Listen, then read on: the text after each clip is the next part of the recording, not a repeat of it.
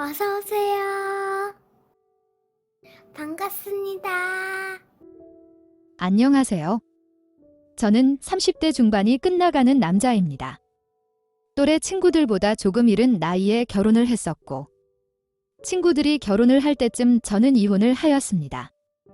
이혼하기 직전까지 친구들이 말리고, 저도 다시 잘 해보려고 하였지만, 이미 깨져버린 믿음을 다시 회복하는 것이 생각보다 너무 힘들었습니다. 이혼한 전 처하고는 대학생 때 소개팅으로 만나서 불같은 사랑을 했습니다. 그래서 대학을 졸업하면서 뭐가 그리 급했던 것인지 당장 전처와 결혼하지 않으면 죽을 것만 같았습니다. 양가 부모님의 만류에도 불구하고 저희는 결혼을 하게 되었습니다. 너무나 어린 나이에 시작한 결혼 생활은 어설프고 부족한 것이 많았습니다. 그때마다 다투기도 하였지만 또 서로 의지하면서 하나둘씩 이겨내고 다듬어 가고 있었습니다. 결혼 초에는 둘이서만 보내는 시간이 너무 좋고 아직 너무 어렸기에 피임을 통해서 자녀 계획을 뒤로 미루었습니다. 나중에는 가지려고 정말 노력을 많이 하였지만 쉽게 생기지 않더군요. 그렇게 깨가 쏟아지는 신혼일 것만 같았던 저희 결혼 생활은 시간이 지나면서 무미건조해지기 시작했습니다. 그나마 싸우는 것이 좋을 때였습니다. 그 단계가 지나면 같은 집에 있어도 서로 모르는 척하면서 필요한 말 외에는 서로 대화도 하지 않은 상태까지 가게 되었습니다. 그러던 중에 장모님의 건강이 나빠지시면서 공기 좋은 곳에서 살고 싶으시다면서 시골로 내려가셨습니다. 내려가시면서 아직 대학 졸업을 못한 처제를 혼자 독립시키는 것이 걱정이 되셨는지 저희 부부를 불려서 처제가 독립할 때까지만 부탁한다고 하셨고 그렇게 처제는 저희 집에서 지내게 되었습니다. 쇼인도 부부처럼 처갓집에서는 서로 다정하게 대했지만 돌아오는 차 안에서는 아무런 대화도 없고 서로 쳐다보지도 않은 채 오는 저희 모습을 보며 처제가 자기 때문에 저희 부부가 화가 난 줄 알고 오해도 하였습니다. 그런 게 아니라고 오해라고 몇 번이고 말을 하였지만 처제는 믿지 않았고 약 일주일간 저희 집에서 지내면서 자연스럽게 저희 부부의 상황을 이해하는 것 같았습니다. 그래도 처제가 오면서 집의 분위기는 많이 바뀌고 있었습니다. 퇴근하고 집에 오면 거실 불은 꺼져 있고 각자 저녁 챙겨 먹고 저는 제 방으로 아내는 아내 방으로 들어가서 각자의 시간을 보냈는데 처제가 오면서 붙어는 거실에서 사람 소리도 나고 자연스럽게 저희 부부도 거실에서 같이 시간도 보내고 밥도 먹게 되었습니다. 가끔 가다 아내와 처제가 싸우는 날도 있었지만 그것마저도 사람 사는 집 같아서 좋았습니다. 친자매인데도 생각보다 싸우는 일이 많더군요. 옷, 화장품, 구두 등 정말 여러 가지의 사소한 이유들로 싸웠습니다. 보통은 몇 시간이 지나면 둘이서 언제 싸웠냐는 듯이 화해를 하였지만 아주 가끔은 며칠씩 싸우면서 냉전인 경우도 있었습니다. 그럴 때면 유독 마음이 약했던 처제가 며칠씩 쏟아지는 아내의 독설에 상처를 많이 받았습니다. 어디 의지할 곳도 없고 속상해하는 처제가 안타까워서 데리고 나가 간단히 맥주도 한 잔씩 사주면서 처제의 응어리도 달래주고 아내의 욕도 들어주었습니다. 그렇게 나름 처제가 친해져 가고 있는데 퇴근 시간대쯤 맞춰서 처제가 회사 앞으로 찾아온 것이었습니다. 오면서 펑펑 울었는지 눈도 빨갛고 많이 부어 있었습니다. 저를 보자마자 안기면서 펑펑 우는데 주변 회사 동료들에게 오해받기 딱 좋은 모습이었습니다. 처제를 데리고 급하게 택시를 탔습니다. 일단 집 근처로 가자고 하였고 택시 안에서 처제에게 무슨 일이 있었는지 듣게 되었습니다. 그 당시 만나던 남자친구를 저도 본 적이 있었는데 다소 품행이 안 좋아 보여서 저도 전처도 처제가 헤어지기를 권했지만 보기와 다르게 따뜻한 사람이라고 해서 그냥 넘어간 적이 있습니다. 그 남자친구가 처제에게 불순한 목적을 위해서 접근한 것이었고 그런 목적으로 만나는 여자가 한둘이 아니었던 것이었습니다.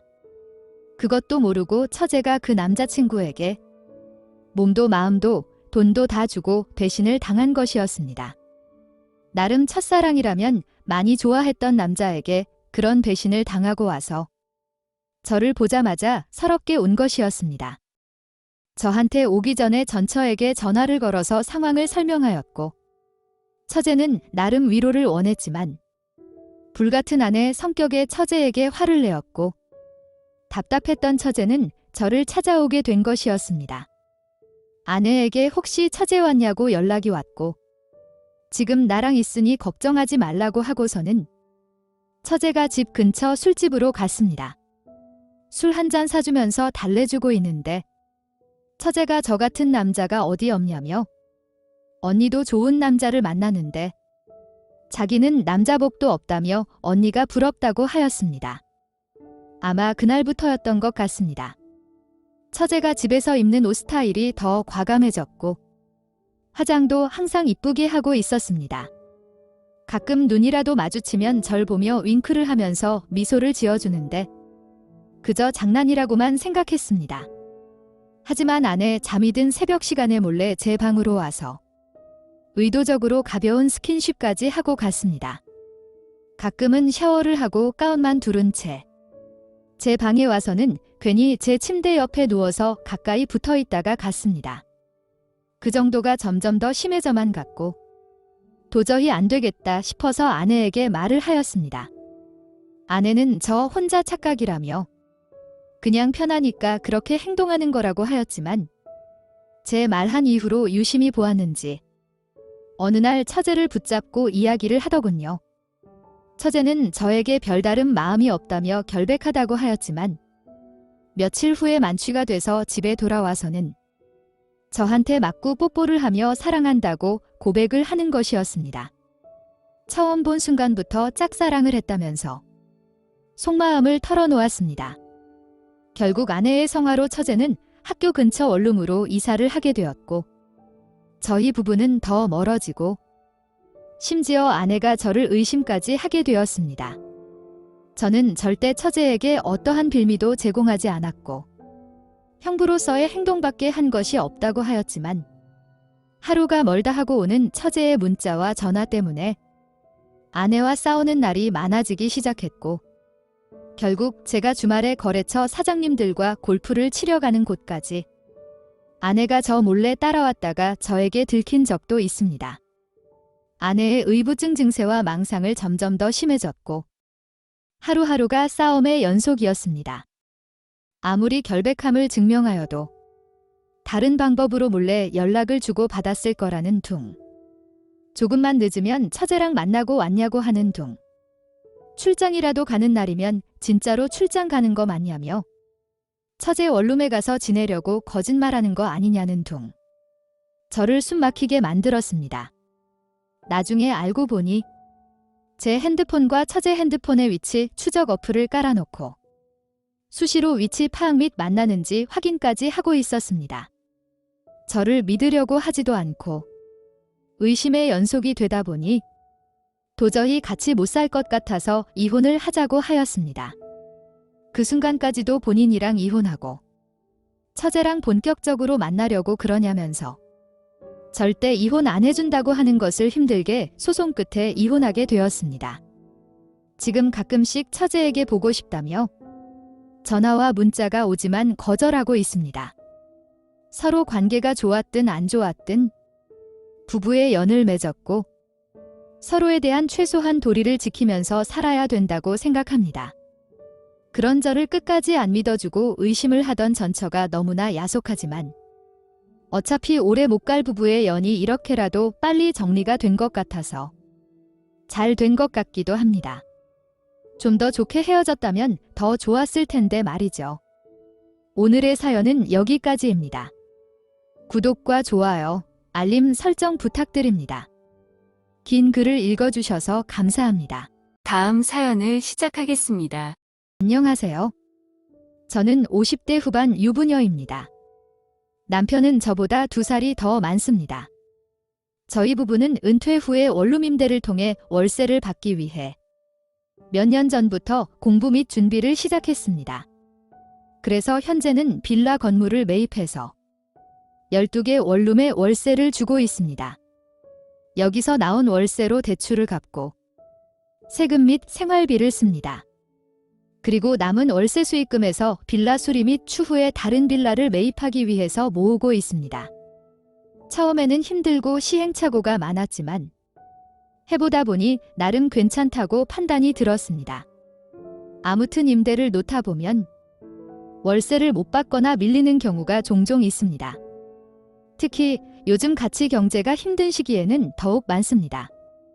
처음에는 보증금에서 월세를 차감해 가지만 그것도 몇 번 밀리기 시작하면 금방 보증금도 사라지게 됩니다. 이 정도까지 가게 되면 임대 세입자와 만나서 이야기를 해서 방을 비우도록 하거나 밀린 월세를 받습니다. 그런데 이런 이야기를 나누는 것은 아무리 시간이 지나도 어렵고 불편합니다. 때로는 딱 잘라서 냉정하게 대해야 하는데 사정 이야기를 듣다 보면 마음이 약해집니다.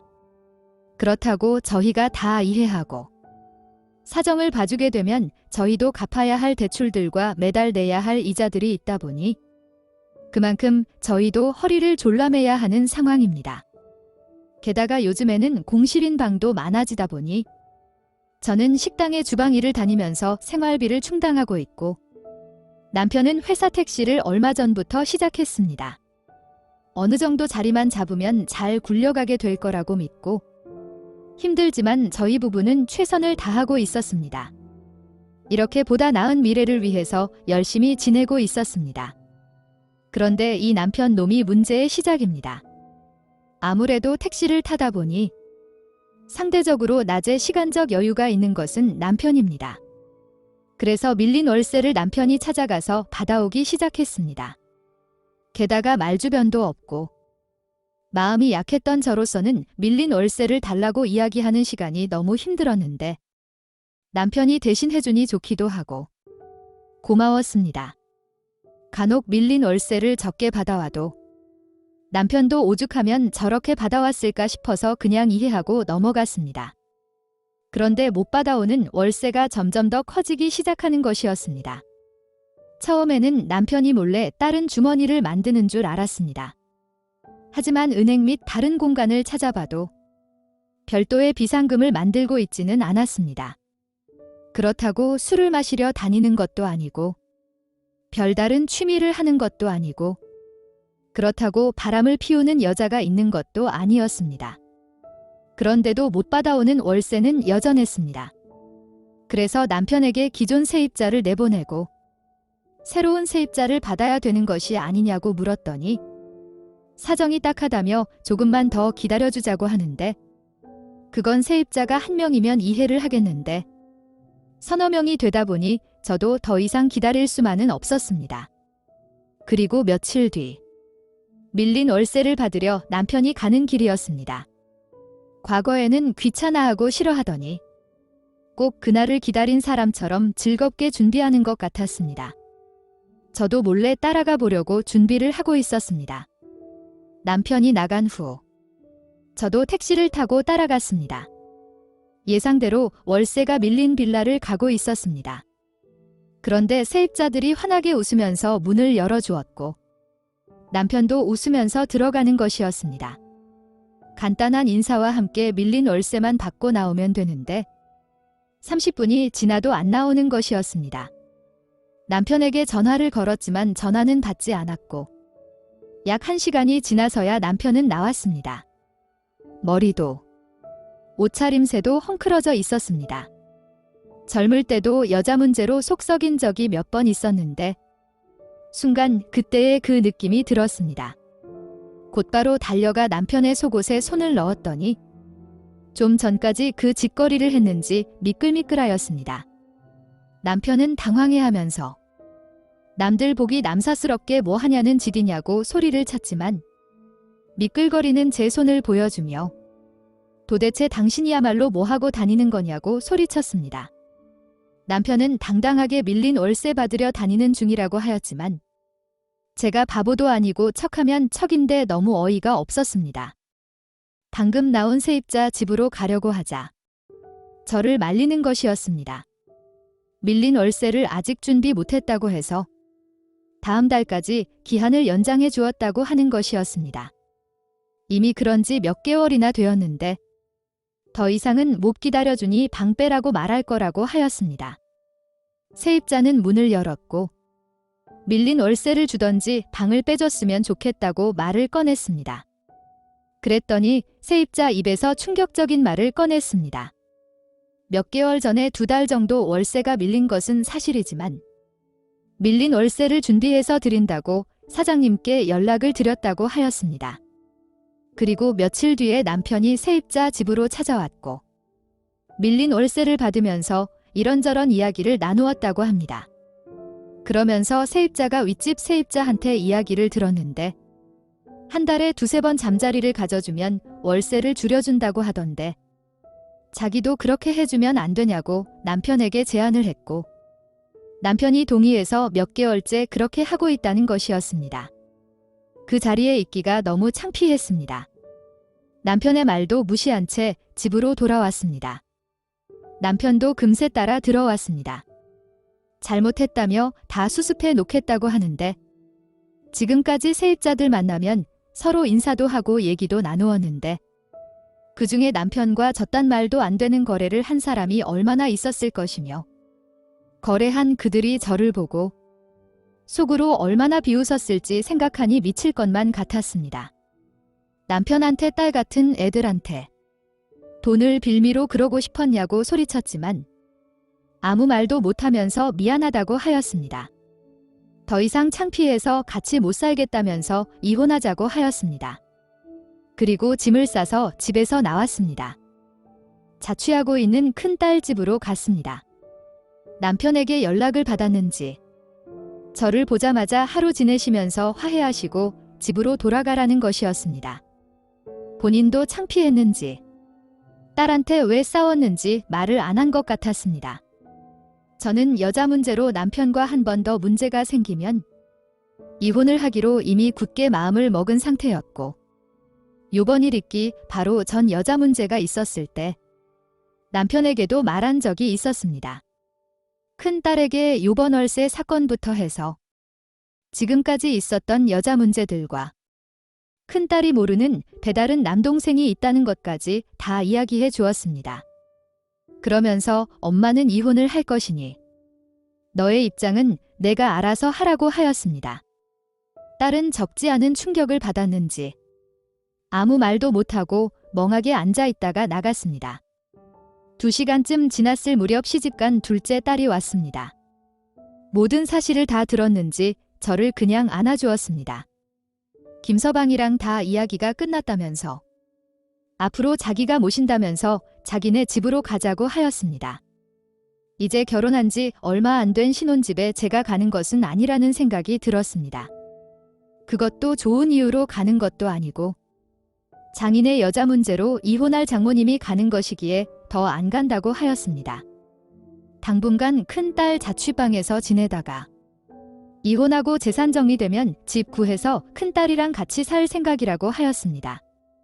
한참 동안을 저를 설득하고 있는데 남편이 찾아왔고 딸들은 남편을 벌레 보듯이 쳐다보면서 나가라고 소리쳤고 다시는 자기들 얼굴 볼 생각도 하지 말라고 하였습니다. 현재 이혼 소송 진행 중이며 큰딸 자취방에서 지내고 있습니다.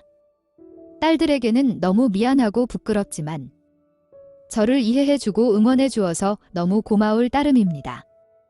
딸들과 사위에게 짐이 안 되는 엄마가 되도록 더 열심히 살아야겠습니다. 오늘의 사연은 여기까지입니다. 구독과 좋아요, 알림 설정 부탁드립니다. 긴 글을 읽어주셔서 감사합니다. 구독과 좋아요 꾹꾹 눌러주세요. 꾹꾹. 알림 설정도 꾹꾹 눌러주세요.